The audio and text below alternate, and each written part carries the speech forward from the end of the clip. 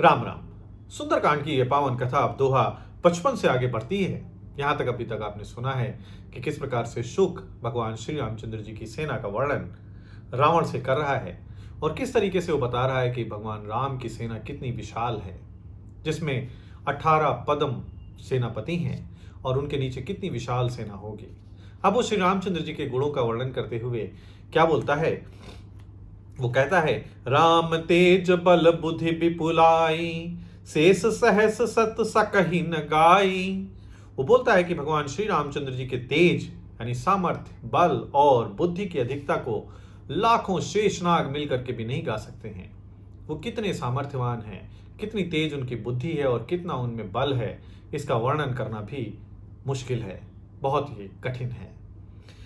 सकसर एक सोसी सत सागर, तब भ्रात ही पूछे वो नयनागर।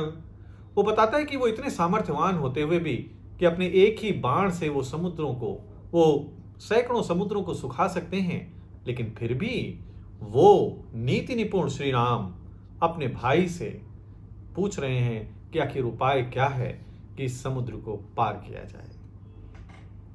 ये होता है आपके अंदर की विशालता, आपके हृदय की विशालता, कि आप शक्तिशाली तो हैं, लेकिन आप कोई ऐसा मार्ग, जब आप कोई मार्ग चुनने चलते हैं तो आपको इस बात का विशेष ध्यान रखना चाहिए कि जो रास्ता आपके लिए सही है वो किसी दूसरे के लिए कष्टप्रद ना हो।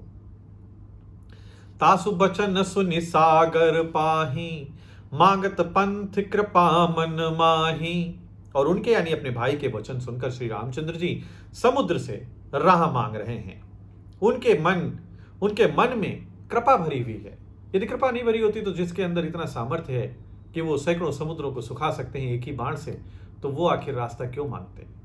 हमेशा ध्यान रखिए कि जो वृक्ष जिनमें फल लगे होते हैं वो झुक जाते हैं। जो व्यक्ति महान होते हैं वे हमेशा झुक करके चलते हैं, लोगों पर कृपा करते हैं। और वहीं आज के समय में कई ऐसे होते हैं कि जरा सी शक्ति और सामर्थ्य आते ही वो अकड़ कर चलना आरंभ कर देते हैं। तो कैसा होना चाहिए मनुष्य को यदि उसके पास शक्ति है और सामर्थ्य है, ये भगवान श्री रामचंद्र जी से सीखा जा सकता है। सुनत बचन बिहसा दस सीसा, जो असीमति सहाय कृत कीसा। और रावण जिसके मन में ना तो कृपा है ना दया है, वो ऐसे वचन सुन करके हंसता है, श्री रामचंद्र जी का उपहास उड़ाने का प्रयत्न करता है और वो कहता है कि जब ऐसी बुद्धि है तभी तो उसने वानरों को सहायक बनाया है, क्योंकि वानर शायद उनके इस कृत्य से प्रभावित हो जाए। सहज भीरु कर बचन दृढ़ाई, सागर सन ठानी मचलाई। वो बोलता है कि स्वाभाविक ही डरपोक जो होते हैं यानी विभीषण, वो तो स्वभाव से ही डरपोक है और विभीषण के वचन को प्रमाण करके उन्होंने समुद्र के सामने वो मचल रहे हैं, यानी समुद्र से रास्ता मांग रहे हैं। विभीषण जो स्वभाव से ही डरपोक है, इसलिए उसने इस तरीके की सलाह राम को दी है। मूढ़ मृषा का करस बड़ाई, रिपु बल बुद्धि था हमें पाई। रावण बोलता है कि अरे मूर्ख, तू झूठी बड़ाई क्यों कर रहा है? तेरे इस एक वचन से मैंने शत्रु यानी राम के बल और उनकी बुद्धि की थाह ले ली है। यदि बल होता तो इस तरीके से समुद्र से नहीं मचलता, और इतनी भी बुद्धि नहीं है कि क्या समुद्र उनका मचलना मान लेंगे। सचिव सभीत विभीषण जाके, विजय विभूति कहां जगता के।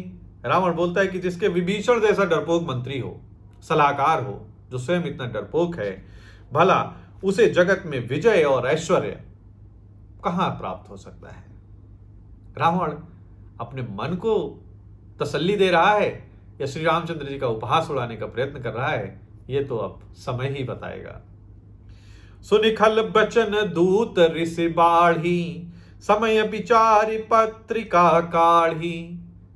दुष्ट रावण के वचनों को सुनकर के जो दूत शुक है उसका भी क्रोध बढ़ जा रहा है, क्योंकि वो तो श्री रामचंद्र जी की महिमा को अपनी आंखों से देख करके आया है। उसके मन के सारे विकार नष्ट हो गए हैं और वो उसकी अनुरक्ति भगवान श्री राम के चरणों में है। उसका क्रोध बढ़ गया है, उसने मौका समझकर उसने एक पत्रिका निकाली जो जो उसको लक्ष्मण जी ने दी थी। क्या बोलता है? रामानुज दीनी यह पाती, नाथ बचाए जुड़ावहु छाती। शुक कहता है कि श्री रामचंद्र जी के छोटे भाई लक्ष्मण ने यह पत्रिका दी है। हे नाथ, हे रावण, इसे बचाकर अपनी छाती ठंडी करिए। यानी इसमें क्या लिखा है उसको आप सुनिए, किसी से बोलिए कि वो पढ़ के सुनाए। बिहसी बाम कर लीन ही रावण, सचिव बोल 60 लाग बचावन। और रावण ने हंस करके उसे अपने बाएं हाथ से लिया और एक मंत्री को बुलवाकर वह मूर्ख उसे बचाने लगा। यानी बोला कि आप इसको पढ़ करके मुझे सुनाइए। तो एक मंत्री पढ़ करके अब सुना रहा है। पत्रिका में क्या लिखा है सुनिए। बातन मन ही रिझाय 60, जन घाल सिकुल खीस। राम विरोध न उबरसे, सरन विष्णु अज ईस।